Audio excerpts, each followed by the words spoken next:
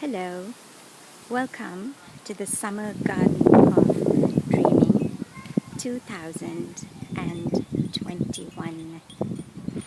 This is the 7th annual garden tour. How much has happened and how the world has changed since last year's tour in the height of the COVID lockdown. We are now emerging into a post-pandemic world where our ethos has changed, where our thinking has changed, the way one views life has changed.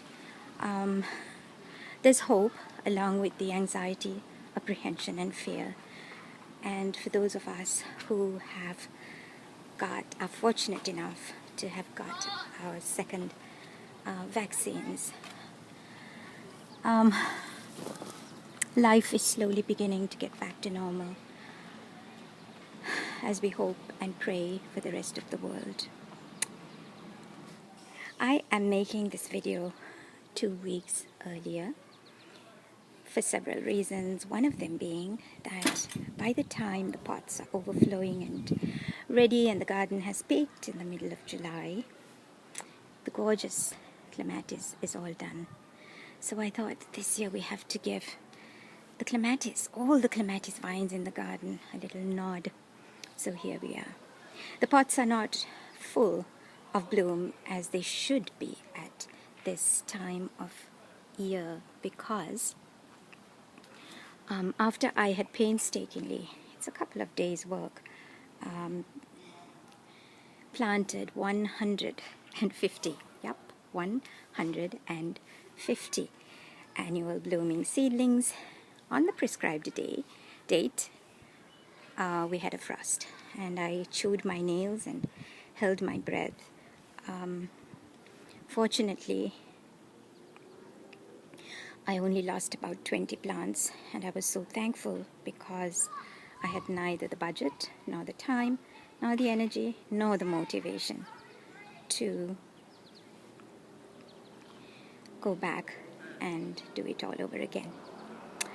So because of the frost, the blooms that were left went into shock, and for 3 weeks they just refused to grow, which is why they're just picking up now and we don't have that much overflowing color in the pots, but the clematis vines more than make up for them. So I had a lot of broken mirrors. You can see that I'm a little obsessed with mirrors. I love how they create a reflected world inside another world in my garden. So that's not a problem. I use the broken mirrors to create mirror mosaics. And I used the old windows on which I had garden scriptures written on them. I used them to create the mosaics. So this is the beginning of the tour. I'm going to take you. We will start at the parlor. Actually, let's start here. So this is an arbor which is new. And we're going to have a perennial jasmine climbing all over it.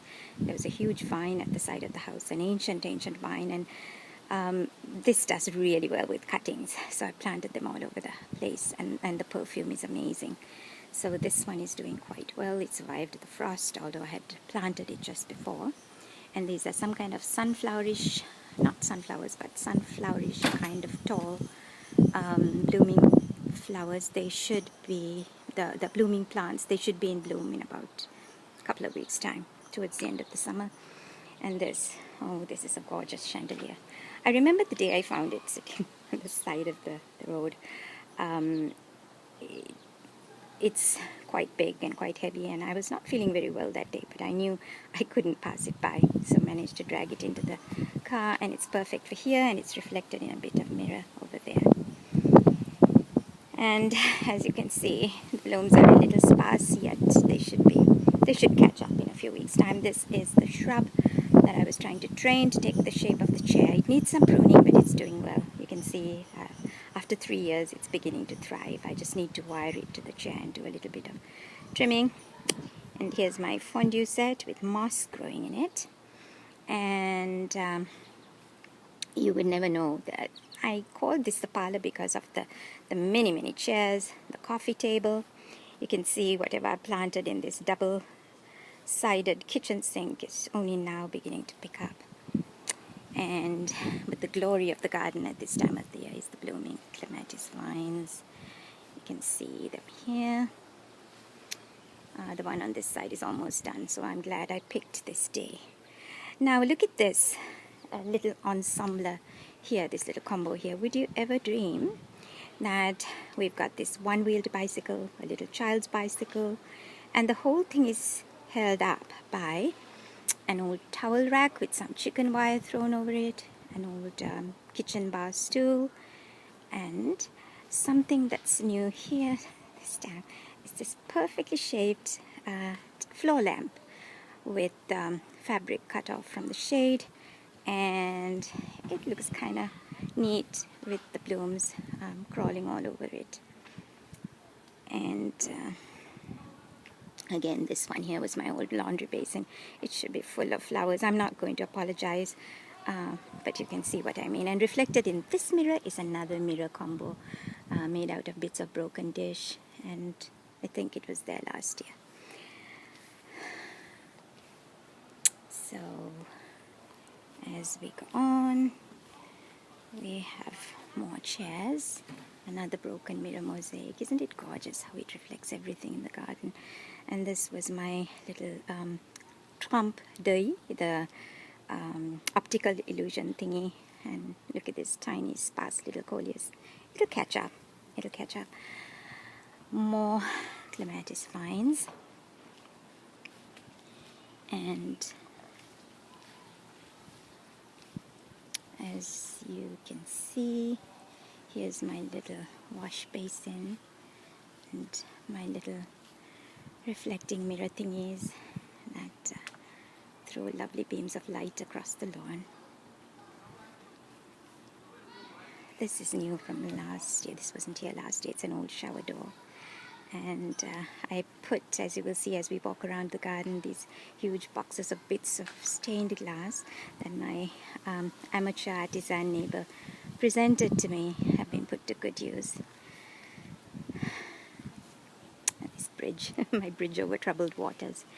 The arbor for the bridge I created out of two sides of an old iron bed frame, and the top, nice wrought iron work, was I just picked it up from somewhere, and there's the clematis growing over it, and on this side is another vine. A little piece of twig that a friend gave me 2 summers ago.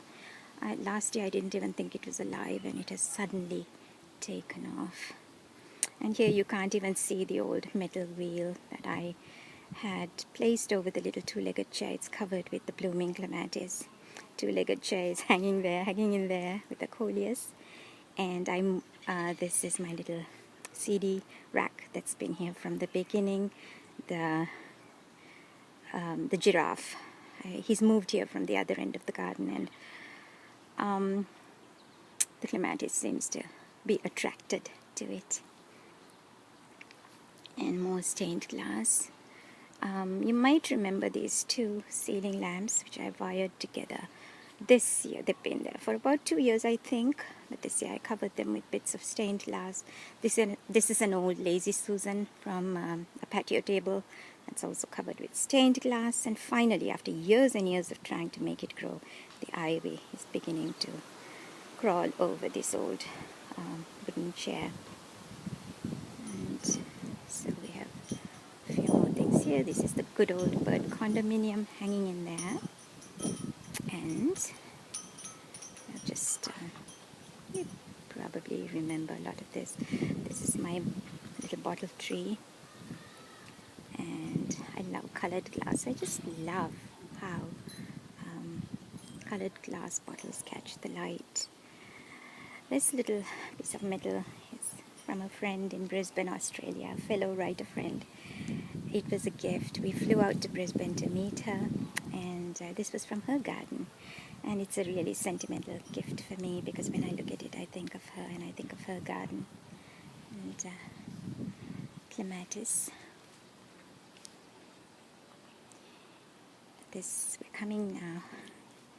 This is a lovely seat. It was abandoned too. I managed to screw it together, and There was no seat, but I found a concrete slab that works very, very well. And at the back, this mesh thing is an old, probably I think a little pen for puppies. And I've got a morning glory growing up it. And here another little bit of the jasmine, the perennial jasmine vine. Coming here, we've done the circle, and this is the barbecue pit. I think we've got 4 barbecues here in my collection of lovely bottles. And the shelving is just old shelving, abandoned bits, this wire shelving that's used for pantry cupboards and closets and stuff. And the roses, the yellow roses, were in full bloom a couple of weeks back, and it looked adorable with the roses peeping out between the bottles. This is the wheelless bike, which is a great stand support for some hanging baskets. And here the grate cover, you would remember a lot of this stuff, with a mirror inside, another little barbecue, 2 more barbecues, and this one. And this is also a little, I think it's probably one of those shower rack things. It works really nicely for my little spades and gloves and pruning shears. So now we're getting to the center of the garden. The roses are doing really beautifully this year, because all year we saved our eggshells, banana peels and tea bags, and I just kept popping them, dumping them on the clematis and on the roses. And in all the years that we've lived in this house, those roses have never thrived as they are doing now. I have a funny story here. The back of the rose bed is lined with bits of mirror and stained glass. There's this little magpie. 3 times a day I see him, I'm assuming it's a him, strutting up and down looking at his mirror reflections in these bits of mirror, pecking at the sparkly bits on the stained glass and trying to fly into the mirror. So it amuses me, wondering whether he is trying to court the bird in there, or he's just a little narcissist in love with himself. So this is a window which I covered with stained glass, and it's really lovely when the sun falls on it, and also when the little spotlight lights it up at night. This was from my neighbor, who, I love how my neighbors call me now or text me before they throw something out. So this was a light from her house, and it's her neighbor who gave me the stained glass. So this garden is becoming totally a neighborhood project.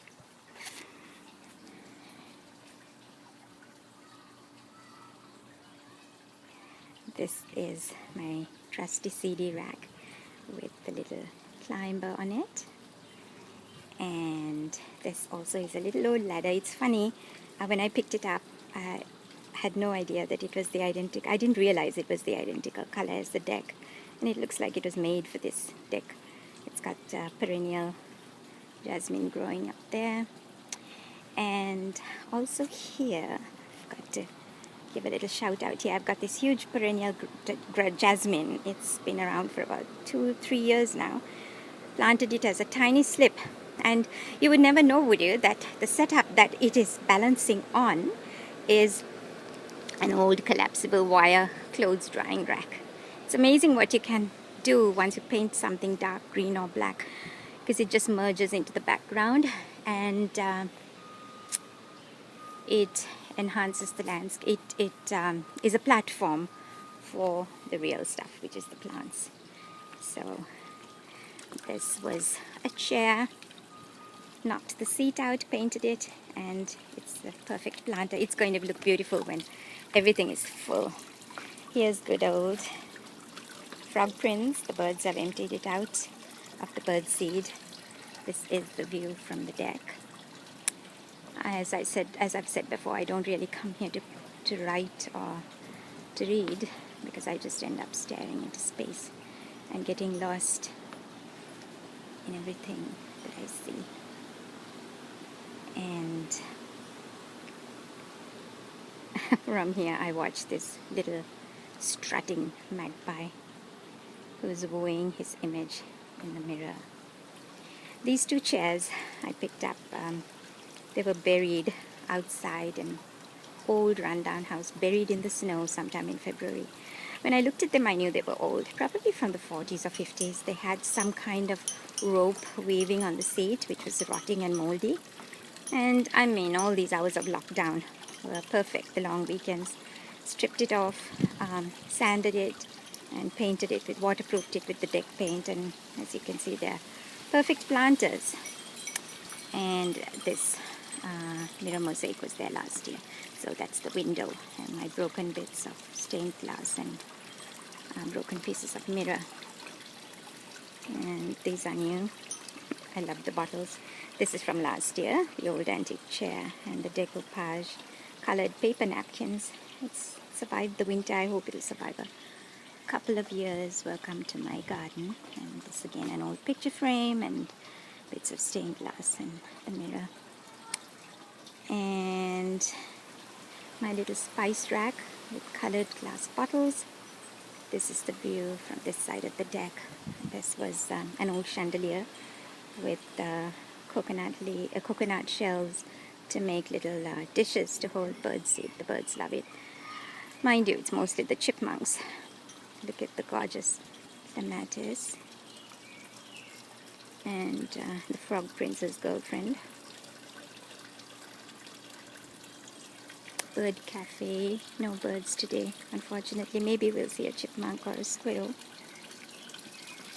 And now we're coming to the far end of the garden.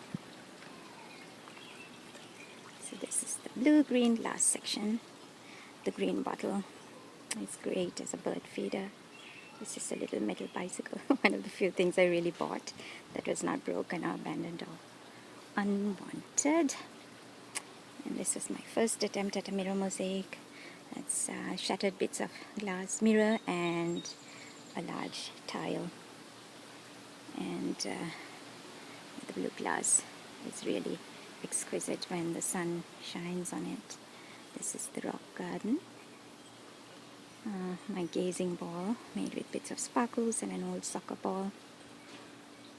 And this is a combo to ceiling lamp shades. The top works as a bird bath, and the bottom as a bird feeder.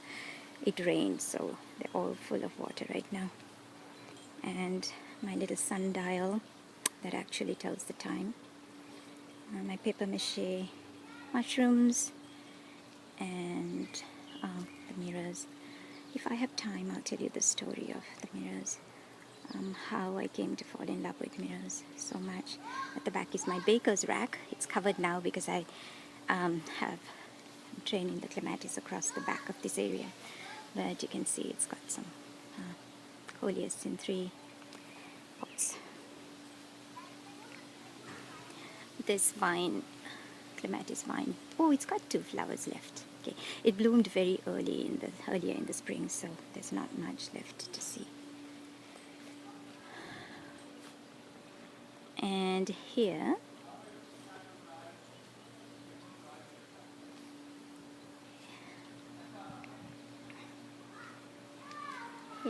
is another gift from a friend.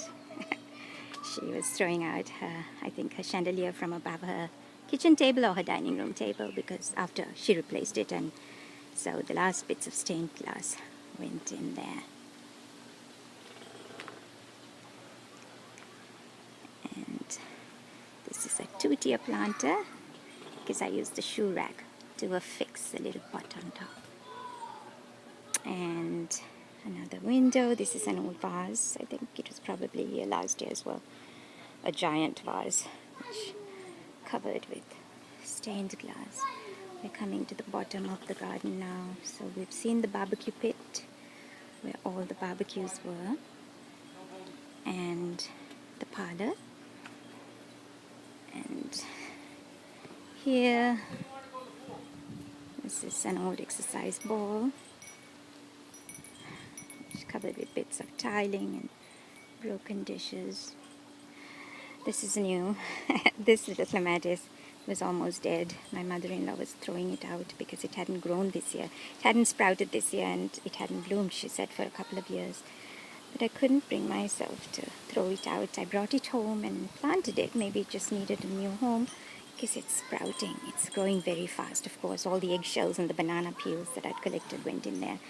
And I didn't even have to buy a trellis. Okay, this is an old, as you can see, a metal drying rack, a collapsible clothes drying rack. Once you paint it black, it just merges into the background.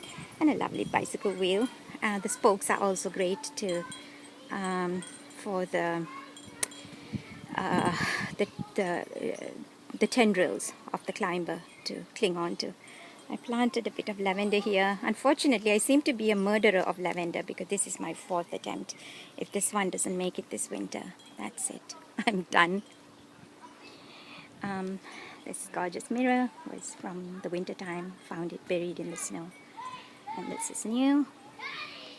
A mirror mosaic from the old windows that I already had.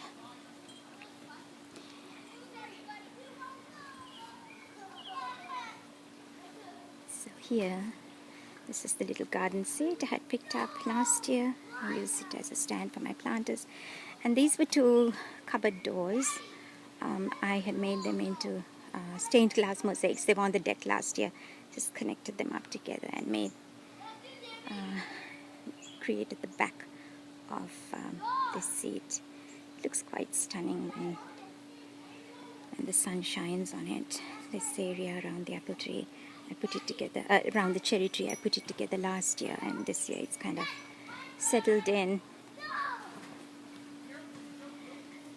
A blooming boot, an antique, very ancient wheelbarrow, an old chair with a garden chair with ivy climbing all over it. Now this is one of the casualties of the frost, so I just put a little ground cover in it. It's just getting ready to take off.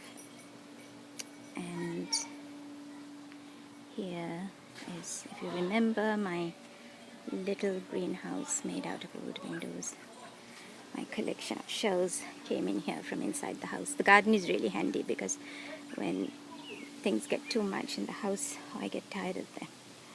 Usually they end up in the garden. An old chandelier with lovely kind of rainbow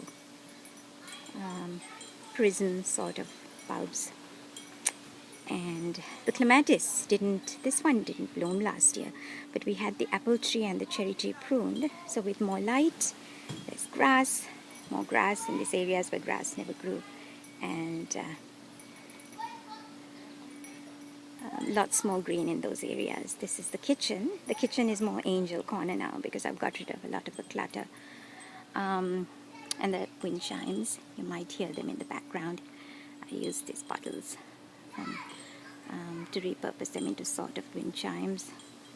And the angels in angel corner. There seem to be more mirrors. The wonderful thing about these mirrors is that even if I drop and break them, and I just, instead of one, I have 3 or 4 mirrors, and they look lovely against the fence. As you can see, reflected in every mirror is a different view of the garden. Again, another casualty here, so I just put some ground cover in there. And so really all that really distinguishes this area of the garden is, and as the kitchen, is this old vintage ladder. I love how the Virginia creeper is now kind of growing up it and climbing on it, so it's becoming a part of the landscape. And I've got a little vintage kettle here, my mom's teapot, a vintage sandwich toaster, a vintage coffee maker, little coffee presser, and this little meat mincing thing, mom's tea kettle, and a few other things from my mother's kitchen. A lovely memory of her. Think of her often when I come out here. And this lovely green vine, I found a couple of potatoes, forgotten potatoes, in the kitchen that had sprouted. So I just put them in pots, and look at them now. I just put them on top of the soil, and it's beginning to bloom. I wonder if we'll have potatoes this year. I tried some strawberries in here. And so again, 2 little windows, broken mirrors, mirror mosaic. I made these wind chimes out of cutlery, old cutlery. There's another barbecue here, vintage barbecue with the little kissing angels. There's another set of kissing angels here too, but one seems to have fainted off. Oh dear. Hope they weren't misbehaving. I love this cutie here. Very thoughtful. This one is a thinker too. And this one is blowing a kiss. And this one is in prayer. Don't blame him. There's something holy and reverential about this beautiful space. And this area under the apple tree is doing so nicely this year. After the pruning and the extra light, the grass is growing. This area never grew grass before. And here we are. I've been trying for ages to get the ivy to grow up and kind of camouflage, cover the metal parts of the chair, and finally after a year or two it's beginning to oblige. And here's my window of opportunity. Sometimes it's open, sometimes it's not. The other window rotted off over the weather, but that's fine. There's never a vacuum in this garden. If something goes wrong, then if something dies or breaks, it's replaceable. It's served its purpose. This is an old kitchen bar stool, another casualty from the frost. So ground cover here, and it's amazing. This garden seat is very old. We've had it for years and years and years, but freshened it up with some deck paint and it looks brand new again. This collage was made from shells picked up from road trips and overseas trips, especially trips to Australia. And whenever I look at it, I remember the friend with whom I went beachcombing and collecting shells in a place called Woy Woy in Australia. And see how lovely it is, the different reflections. Now this mirror is reflecting the mirror at the far end. This is an old sledge and an ancient shovel and some fireplace shovel thingy. This is the road to nowhere. It's an illusion, isn't it? You follow the path, but you reach the mirror and you realize it's just an illusion, it's not real. This is a barbecue, a 1950s barbecue. It took me a long time to identify what it was. I had to search the internet. It's a very primitive barbecue. I've got soil in here and growing some moss there. And two cats, metal cats. Had some lovely people who thought of me, picked it up from the neighbor's curb and told their neighbor they were going to give it to a friend who's crazy about her garden. And as you can see, this area is doing really well after the pruning and the extra sunshine. Nothing grew here before. And I'm trying a tire as a raised planter. And it doesn't seem to be doing too badly. Chandeliers. There's another little chandelier here. This is a gift from a friend. During COVID time, she knocked at the door. It was such a surprise to see her. I didn't even recognize her with the mask, and she said, I brought you something sparkly for your garden. And when I look out of the dining room window, I think of you, Louisa. And another COVID present from a lovely couple, our friends, who said they didn't need this wash basin anymore. So it's perfect for the bedroom. And we are finally approaching the bedroom. The bedroom is doing so well. Now it's maybe 4 years old, and finally it's taken off. You can see it's got the end of an old bed, the head of an old bed, and the marigolds are in bud. They're not blooming yet, but this clematis really did make a nice bedspread. It was in total bloom a couple of weeks ago. And I'm training the perennial jasmine now so that will grow across and cover the roof of the shed. And this is hanging an over the door shoe rack, which works perfectly as a trellis for this climber. So on this side too, I've got a perennial jasmine. I planted it last year, but it's really taken off. They say it's growing towards the roof. So next year when we go on our 8th tour, hopefully this shed will just be covered with blooming perennial jasmine. And that, dear garden walkers, is the end of the 7th annual garden tour. I was just thinking this morning of a poem by the Victorian laureate Tennyson that's called Come Into the Garden, Maud.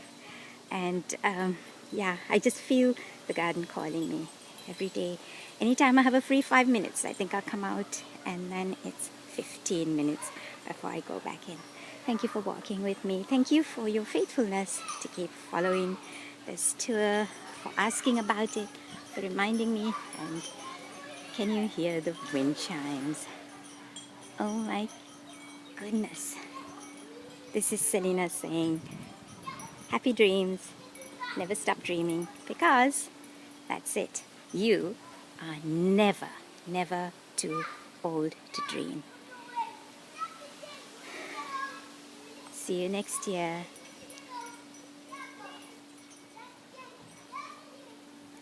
Bye.